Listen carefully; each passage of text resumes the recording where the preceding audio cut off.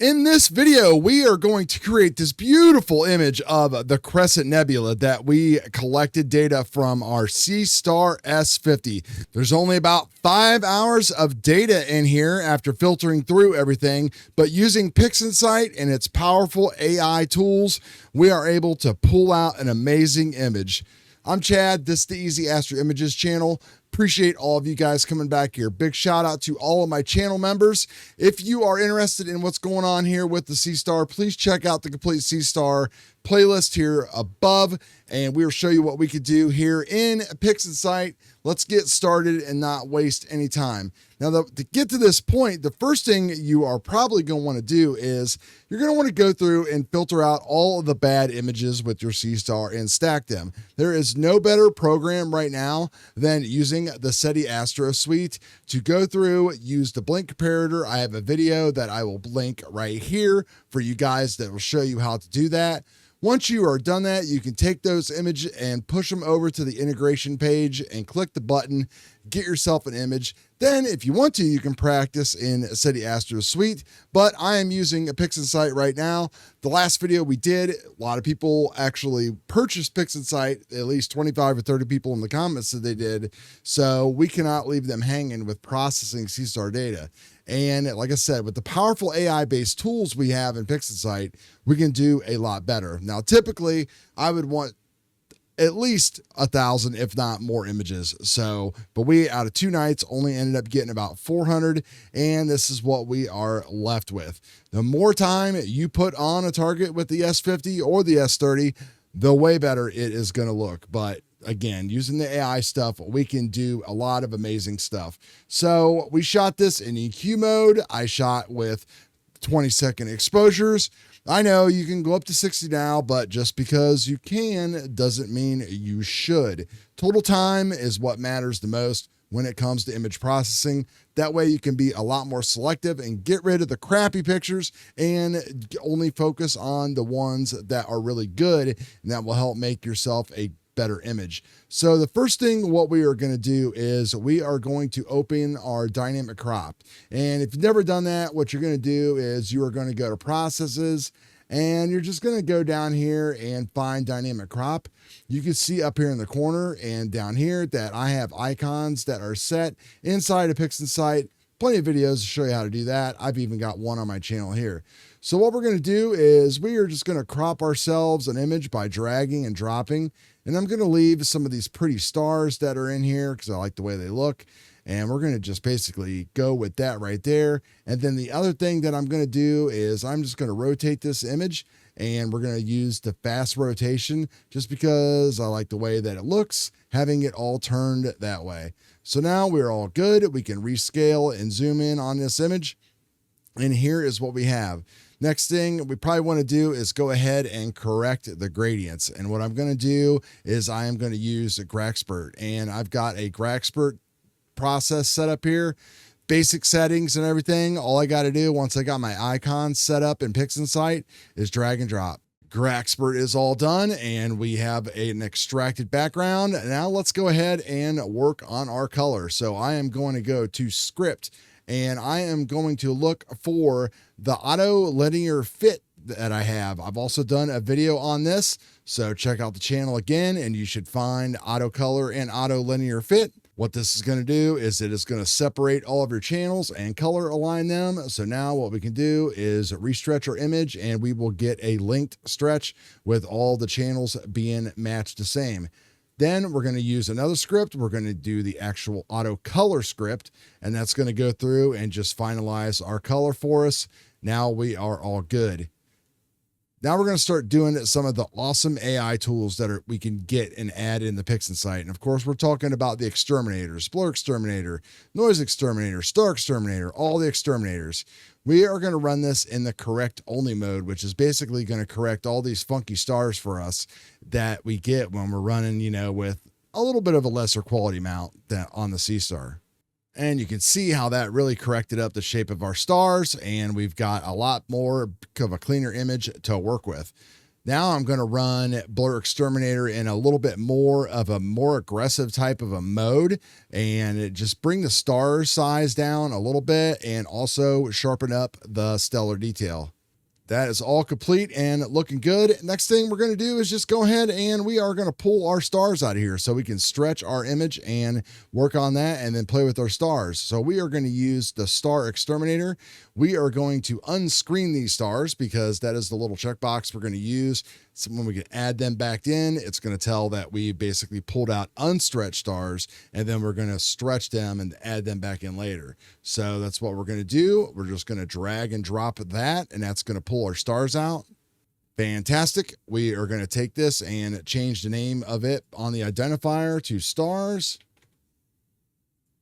And while we're here, we might as well go ahead and stretch the stars easily, and we will use the SETI Astro Suite Statistical Star Stretch. And we'll go ahead and click the remove green option, and we will increase the color of the stars by sliding up the color boost here a little bit and click on execute. And if your stars are not too big, you want them a little bit bigger or whatever, you can always go in and modify that as well. So we are going to take that and just minimize that and kind of put it to the side. So here is our unstretched image of the Crescent Nebula, and you can see that we don't have a lot of detail in here because we did not get the amount of time on it that we actually wanted to get, but that's all right. So let's go ahead and kill this screen stretch, and we are going to open up GHS. I've done videos on GHS to go ahead and take a look on the channel. Simple and easy to use. Don't overthink it when it comes to GHS. What we're going to do is we are going to zoom all the way in here so we can see our histogram. And then what I'm going to do is click right in front of the histogram, click send to BP, make sure you're in linear mode, and then we are going to apply that. And that's just going to push everything and squash it over to the side and just kind of clean things up for us. So now that we are done with that, let's go ahead and let's start the stretch. So let's find our histogram here. We'll zoom in a little bit. There's a little bit of background that's going on inside of this, but not a whole lot. So I'm just going to basically pick a point in the log view of the histogram that's just to the left. We're going to send that to SP, and then we are going to grab the stretch factor here, and we are just going to start to pull and stretch on that data. And don't go too far with your first stretch. So just kind of get it visible. And then what we want to do is apply that and reset the tool. And we can kind of zoom back out now and get a normal view of our histogram. And now what I'm going to do is just go to the other side and send that to SP. And then we're going to start pulling on that. And don't worry about our background getting bright. We can take care of that. If you're a little bit too concerned and you start blowing out any details in your object, you can start to basically pull back on this local intensity slider, but be very gentle with it because it is very aggressive. So I think that is all about that I want to do. Like, we don't have a lot of data on here. We can't push the stretch really far, but while we're in here, what we can do is GHS has an amazing saturation tool built into it. So we just change to saturation, and I am just going to just pull up on that a little bit, and you can see that we added in some pretty good color. Let's go ahead and get rid of that. And there is our stretched image. Now let's go ahead and let's get rid of some of this noise so we can kind of take a look at what we're looking at a little bit better. We're going to open up Noise Exterminator, and we are going to start with the basic settings, but I do want to denoise all of the color noise. And we're going to put this at 3 iterations. Probably isn't going to help a whole lot because we don't have a whole lot of data to work with. Who am I kidding? Noise Exterminator works freaking every time. Look at that. Do you see we got a little bit of our edges that we need to chop off still, but that's all right. So you can take a look at our image here. I mean, everything is looking good. We're looking a little bit sharper. We've got rid of that image, that like just nastiness in the image. You can see that we're able to pull out. There's so much stuff going on in the background of these images. So what we want to do now is just add a little bit of curves transformation to this.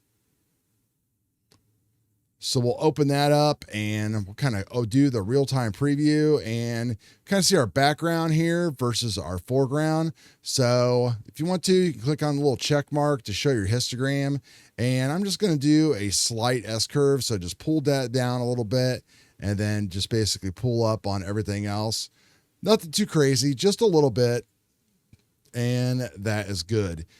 Now we're all done. Now I want this image to be a little bit different. So we've got the HA filter and O3 filter that's built in to the Seestar S50, but I want to have a little bit of fun because that's what we do with Seestar. We have fun. We get to collect data and just do whatever. It's so easy to do. So we're going to use the SETI ASTRO Perfect Palette Picker, which I've also done a video on the channel. And we can go ahead and tell it to create an image for us with a dual narrow band filter. And let's go ahead and have it create the palettes. So you can see that it has created SHO, HOO, all kinds of different colors for us. And this is pretty much up to you. You can stick with one of the realistic ones if you want. I really like this 4X palette. I think that looks amazing. So that is the one that we are going to use.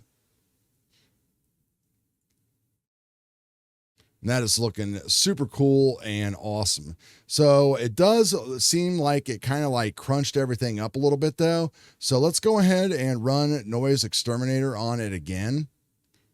And what we'll do this time is just kind of turn the noise up a little bit to like 90. I never like to go full 100. You can if you want, but you know, it's going to really crunch things up. Yeah, I mean, that looks perfect. The background is smooth and we can recover some of that detail. You can see that with the Noise Exterminator, we went a little bit too far because you start getting all of these like wormy little things in the background. But hey, that's all right. We're just having fun here. So let's go ahead and name this Starless. And what I'm going to do is combine my stars only image with the Starless image, and we can continue on processing. I've got a little script right here called Stars and Starless, and they're all right here. So I can just click on this button and it is going to create our image for us. And just like that, our stars are back in our image. Now let's go ahead and crop out this little nastiness stuff a little bit that was on the top of the bottom. And we could probably pull in the sides a little bit more too, just so we have a little better of an image. I think the last thing that we'll do to recover a little bit of sharpness is we will run Blur Exterminator again. With this, we don't want to sharpen the stars much, but you still want to put a number in here or you'll get some weird things. And we could probably turn this up to about, I would say like maybe 60 or 65. We don't have a lot of data, so we can't push it like really hard. And we can drag and drop this. And this is going to, again, just use some AI-based tools to increase the sharpness and the details. And it might look a little bit crunchy. So if you don't want to push it that far, you can go back and we can lower this back down to maybe like 50. Just do the defaults again and try it and see if that's a little bit better. Again, these images look so much better when you got way more data on it, but this is just the whole point of showing what you can do with a Seestar and Pixinsight. So just like that, in literally like 10 minutes, we created this amazing image of the Crescent Nebula. And between setup time of the Seestar and processing, we were able to do this in like 15 minutes. So set this thing up in the driveway in 5 minutes, fired it off, let it shoot all night, and then we just came in here and plugged and chugged. And we will keep adding more data to this target, and we'll come back and show you guys what it looks like down the road. So appreciate each and every one of you. Talk to you guys later. Peace.